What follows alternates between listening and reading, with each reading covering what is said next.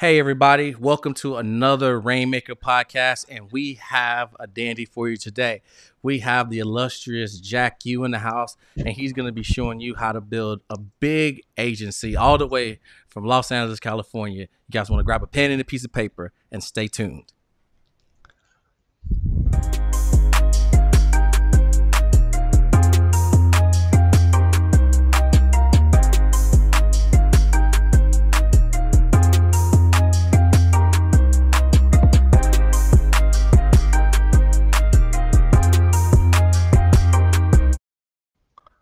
Dr. Jack Yu, thanks for hopping on the Rainmaker podcast. It's a pleasure to have you on today, sir.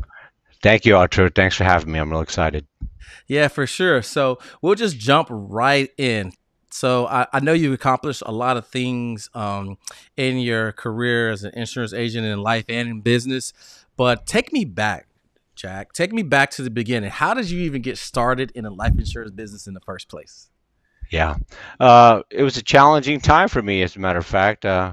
I had worked in many industries, and I was with this one company in the travel industry for over 20 years. And when that company changed hands, I found myself looking to reinvent myself again. So I'm originally from the East Coast, came back to California where I went to school. I had a couple friends here, and I was sleeping on my friend's couch, as a matter of fact. And it was the market setting was terrible. It was a really hard time to try to find a job. We were in a recession, and I couldn't find a job. Mm. I I'd interviewed and looked around, and I thought my resume looked good, but I was probably the only one that thought so. So my friend's place, I was staying at my friend's place, and turns out his girlfriend was a top producer at this other insurance company. So I said, okay, I need a job. So I went and got my license, and that's how I got started.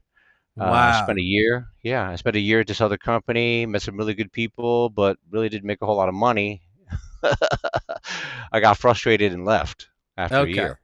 Yeah. Yeah, and so let's talk about that. What was some of the challenges that you were facing in that first year? Yeah, I think for me it was just I wasn't in the right space in my thought process, and I just had a hard time finding clients. I think if you look at the traditional business model, a lot of insurance companies revolve around warm market, which is prospecting to find families that are looking for life insurance, and that can be real challenging. You know, prospecting to find life insurance. So my heart wasn't with it, and my appointments were few and far in between, to say the least. Yeah, Yeah. for sure. Yeah, I think that I can resonate with that because I started with the practice company that was a captive, and I can remember going through. I can remember like it was yesterday. One of my friends was like, "Hey, come to this meeting." I went to the meeting, got recruited, and then they was like, "Okay, you need to take your test, and then after you take your test, call me, and then we'll set your training day." So they gave me the training schedule. I show up Monday through Friday in this little office where they were training me, and I can remember the one thing that they said I needed to make sure that I showed up with, which was a list of 200 people, friends and family that I knew. And so, at that time, I'm green, right, as a blade of Yeah. grass. So I'm like, well, what is this for? This doesn't make sense. And I'm getting frustrated because I'm like, crap, I'm only at like 97. And I'm like, well, I don't know if I know, another 103 people. So I finally finished the list and I get to sales school. And the whole time I'm there, I'm trying to figure out what this list is for. And I didn't really figure it out till day four.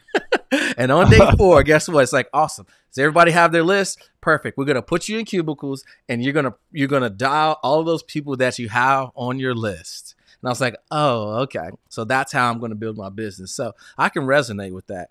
And so that's kind of how I ended up transitioning into the coaching space was because I looked around, and every time I asked someone like, okay, you made 10,000, you made 20,000, maybe even it was 5,000. When I asked them what they did, they couldn't really tell me, right? Because it was like by chance. It's like, well, I called this list, and then when I got done with this, I tried to take people out to lunch. I tried to get some referrals, this and that. And I was like, okay, so do you do that every day or every month? He's like, oh, it just kind of depends. So I was probably at this point, my second stint, maybe early 30s. So at this point, I have been around the block a little bit. I was like, well, I need something to do every single day that was predictable. And that's when I was like, I wonder if I could generate some leads online.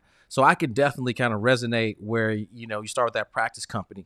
So Mm. how did you make the transition? Did you just leave from there and go somewhere else? Did you try to go out Right. on your own? What was that next step after being with that practice company?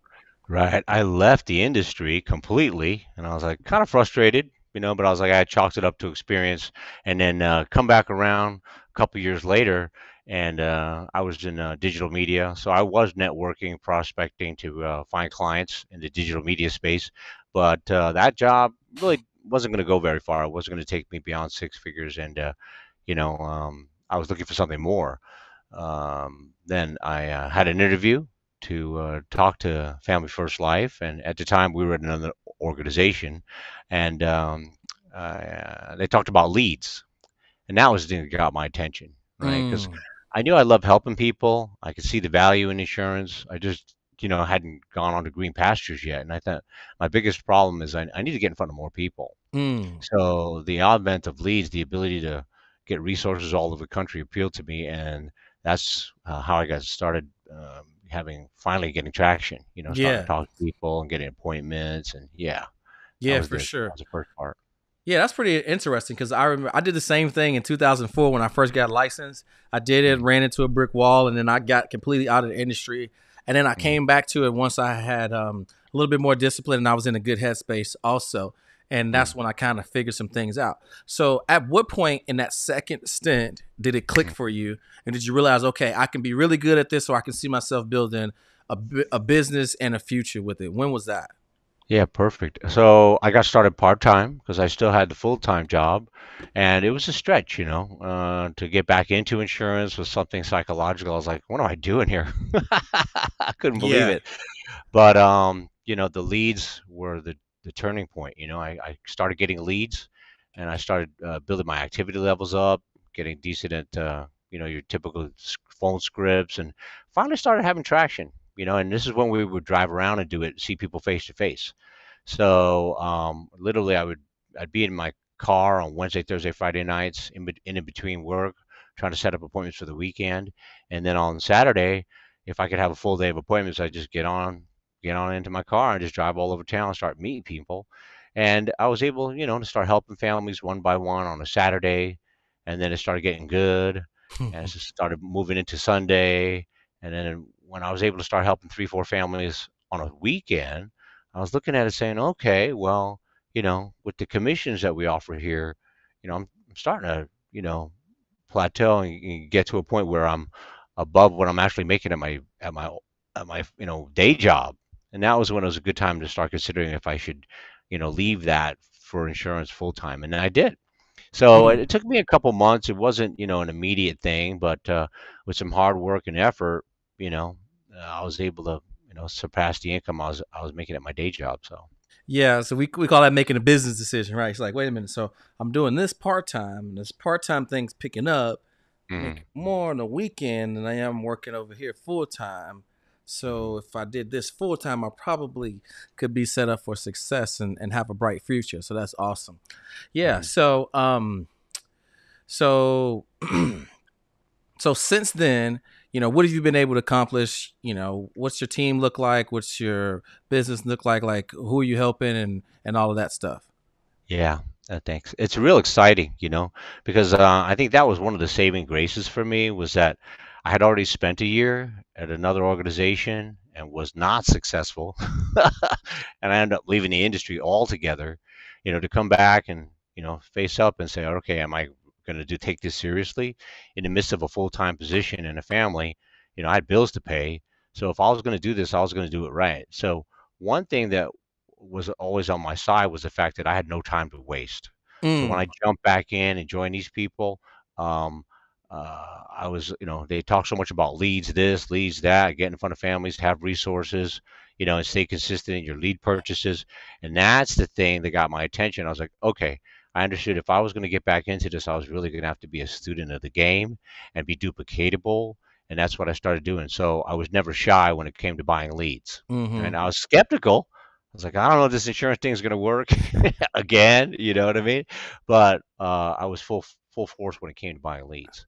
So that's how I started getting traction. I think that's something that newer people should keep in mind. It's definitely a numbers game when you get into the lead sourcing strategy, and that's the thing that helped me get over the hump, Yeah. was knowing that I need to have a certain amount of people to talk to each week, because it's, as helpful as it is being able to limit the amount of prospecting you do to find clients. At the same time, you have to understand that it's a numbers game, right? Yeah. Not every single person is going to be like, "Hey, Arturo, I got the money right here. I've been Yeah. waiting for your call." It's not that easy. You know what I mean? Yes. So putting the numbers in your favor was the thing that I paid attention to.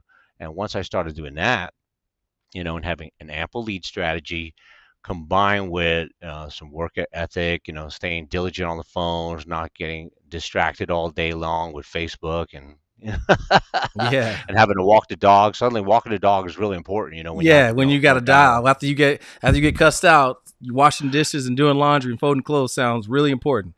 Yeah, really important, So, but I had to, protect my dial time, make sure I came correct when it came to leads and having enough people to talk to.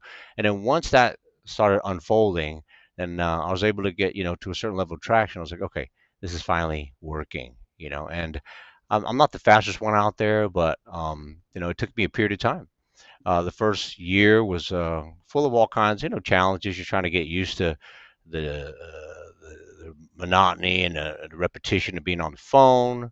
You have to get used to people, rejecting you and no showing you. That's part of the business. But again, if you put the numbers in your favor and you keep working hard, you keep your head down, then it'll start coming to fruition. And that's what it started doing.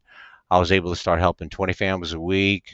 I'm sorry, a month, and 30 families a month, and that kind of activity level just, really started resonating. It's a funny story, this is when we were still out and about driving around. Mm-hmm. Um, I was in a place in California called Central Valley, Mm-hmm. which is agricultural. It's a few Yes. hours from here, so I was 3, 4 hours away from home, Yeah. and I would do that each week, because leads were tight at the time. Mm. And it was challenging at first, just getting up and going. The Yeah. first thing on my mind was, what do they eat over there? I'm like, it's like 3 hours away. The first thing I'm concerned about is what I'm going to eat. Yeah. But and it's hot over there. It gets really hot. So it was just, I was already in this a year or two, and getting a certain amount of success. And I was under it was really hot. It was like summertime, like 120 degrees with the heat index, and my AC busted. Uh. So I'm standing under a tree thinking, what am I going to do? I got all these appointments, and then finally it's just like, I had an aha moment. It dawned on me. I was like, hey, you know what? We got this thing moving at a certain pace now with the leads and our activity levels and the amount of appointments I'm getting each week. I'm like, I don't have to worry about this anymore. And it was like a big burden was lifted off my shoulders, and I was so excited at that moment, even though, nothing else could go wrong. I'm standing out here in 120 degrees. And I was Yes. like, yeah, I finally got to a point of traction, of success, where it's like, okay, the bills are paid for, the family's doing well. I've got these appointments, and I don't have to worry about this anymore. So Right. that was the day I was striving for, and it came. So. Yes, that's awesome. That's so awesome. Well, been in the game for a minute. Just curious, how did you come across myself and AJC? Yeah, I had some team members that were using the platform, and I was very curious because, of course, I knew who you were, Arturo, for many years, and um, then I came across the platform, and it was more than just a lead vendor approach. I mean, you have a full-bodied platform that's inclusive of like social media, and of course, all your coaching and training, your years of experience, your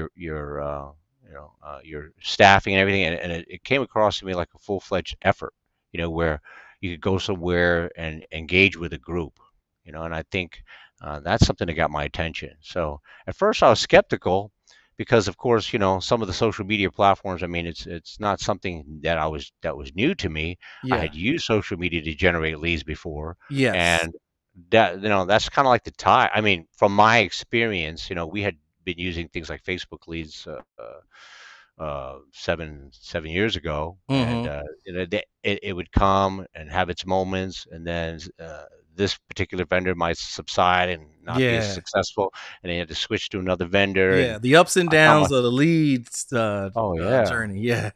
and I was a direct mail guy for so many years. You know what I mean? So, hopping into the, and wanting to lead by example, I had tried various leads, and then from there we had moved on.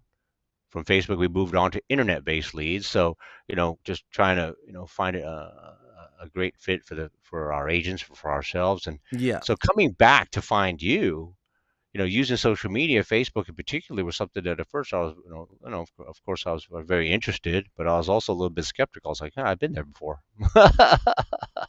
Yeah. but Kind of it like was the exciting to insurance see. business, right? Yes, exactly, exactly. But I was really, pleasantly surprised to see such a warm welcome of a contingency of agents having success on a consistent basis, putting up some serious numbers, and of course the entire AJC team has been, instrumental in building confidence from day one. So. Yeah, for sure. And I appreciate you kind of sharing that. So I want to touch on the intangible piece though, because on the outside looking in, you see the numbers or you see people doing well, but there's an intangible piece. What's it feel like to help and talk to the people that we talk to specifically on a daily basis that makes you feel proud about the work that you do? What's that Oh like? yeah. Oh yeah, absolutely. I mean, the people are everything. You know, I think that's what got me back in to helping families because I've been helping families, of course, for over 10 years consistently with this group here, Family First Life, and I had shifted away for over a year, in fact, to build the agency. So I'm excited to say, this agency's gotten a certain amount of traction over the years. We've hit a certain landmark goals as far as agency is concerned. And the biggest shift for me was moving from, like I said, face-to-face appointments to virtual. And that's something I when we first started doing it, was surprising. We didn't actually start introducing virtual sales until after the heat of COVID, right? Mm-hmm. When everybody else had already switched over, a lot of people had. And having been doing face-to-face sales for 10 years, I was like, is that going to work Right. virtually? Is it going to, I was a naysayer, a little bit skeptical, and I had, sat in the wings and watched it for a while. And then I took the next step, which is actually, studying up on it, practicing it without actually putting it into use. So the first step for me was getting back in on the phone, starting to help families virtually, and I was able to make that shift. Get into virtual sales and successfully, and I was pretty surprised. So I like to tell people, it's worth the effort. Selling life insurance. I mean, once you get to the point of, where you're really helping people, you're making a difference. It's worth it because it's the gift that keeps giving. You know, Yeah. And especially it's to the veteran niche, right? yeah, yeah. I mean, because it's exciting, because and especially the age group, the demographic we're working with. I mean, they still hold such great ties, like all veterans do, to their, allegiance to the country and what they did to serve for our country. But I tell you, a lot of them that had gone to the last Vietnam situation were not Mm-hmm. warmly welcome upon return. You know, I'm surprised to find, people in my office, some of the young people in my office, they're not even aware of that. That when some of our veterans came back from Vietnam, I mean, not some, many of them, they were not warmly welcome. It wasn't like World War II. So I think, like with any uh, uh, type of client, I think it's important to nurture that trust factor up front and let them know that, hey, I'm here, to help you, and I recognize who you are. And I think a lot of my presentation revolves around the fact that, hey, we're here for a reason. We're here to protect your family in the aftermath of you passing away. Mm-hmm. So this moment we're going to take right here is to, you know, have a salute to your life. Yes. Let's honor who you are and what you've done. Because I think that's something that goes overlooked, especially amongst our senior community, right? Come home from work, your wife knows what you did, what you done. Hey, honey, how you doing? And the kids are off doing their own thing, Yeah. and the grandkids are like, "What are you talking about, Yeah. Grandpa? World War what?" you Right. know. So I think the spotlight's on the client, and we like to make them feel special, and and make them understand that we recognize them for what they've done, and the sacrifices that they made for our country. And I think it goes a long way, to highlight their lifetimes. Yeah, for sure. And that's the thing at the end of the day, when you're kind of catering to that specific segment of the marketplace and knowing the impact that you're able to have, like you said, you making it about them and celebrating them, and allow them to have that legacy and get back in the spotlight to say, hey, I know a lot of people have forgotten about you, but Jack, you and our team hasn't, and we're proud of you, and we want to help do something for you, but also with you, which is huge. That you can put your head on the pillow at the end of the night and be proud of the work that you do. So that's really exciting. I've noticed the shift in that market where people are like, why do you do that? It's like, it's not just that they're making sales, it's the impact that they can physically see that they're making on people that have, kind of been forgotten and put to the wayside from the sacrifice that they made for our country. So that's huge, right? Right, absolutely. Yeah. Yeah. And Um, I think when you've done a good job, and at the end of the conversation, of course, you've helped them put some protection in place, and they're on a first name basis, and they're thankful.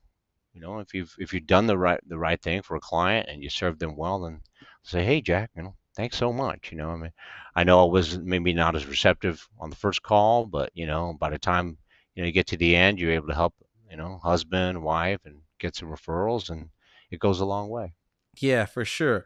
Well, thanks for sharing that. I guess as we come to a conclusion, and just like many other agents or agencies that I've seen this, they kind of been either skeptical of the telesales thing, and then finally coming along, kind of just by necessity, and then advancing to keep up with the way things are advancing in technology.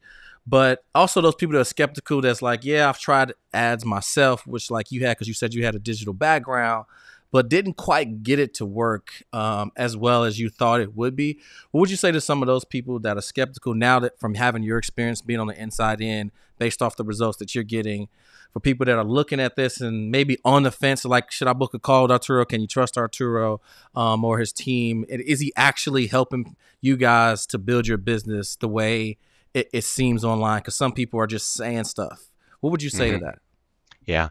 Well, I mean, I'm so happy that I'm working with you guys, and it's really it's made a big impact on my business, because there are a lot of lookalike companies out there that do Facebook leads. They even follow the same demographic, but the ad is totally different. You know, um, Needless to say, Arturo Johnson and your ad campaign has a lot of weight on it, which is backed by dollars.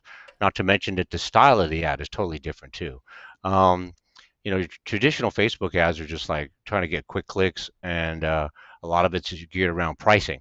Hey, come on and get something for 9.99, and that's not Arturo Johnson's approach. The approach here is, to actually pinpoint a demographic that may be underserved and figure out what it needs, what we can do to help get them the protection they need for their family. And it's supported not just with print ads, but with videos too, that actually make those sorts of statement that can appeal to the hearts of for example, the veteran demographic. And that's gone a long way for me. Yeah. Yeah, awesome. Well, Jack, again, I told you that I'd try to keep it brief because I could ask you a million questions because you've probably forgotten more things about insurance than most people know. But again, I want to just thank you for partnering with us, trusting us to help you grow your business and walking alongside of us. And again, also for sharing your message and your success being with AJC. I don't take that lightly. So thank you for being on the Rainmaker podcast, sir. Thank you, Arturo. Thanks. I appreciate you. Awesome.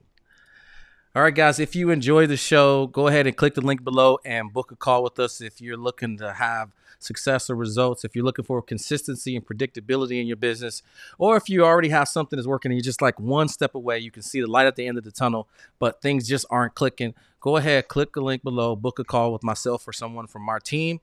Thank you guys so much. We'll see you in the next Rainmaker podcast.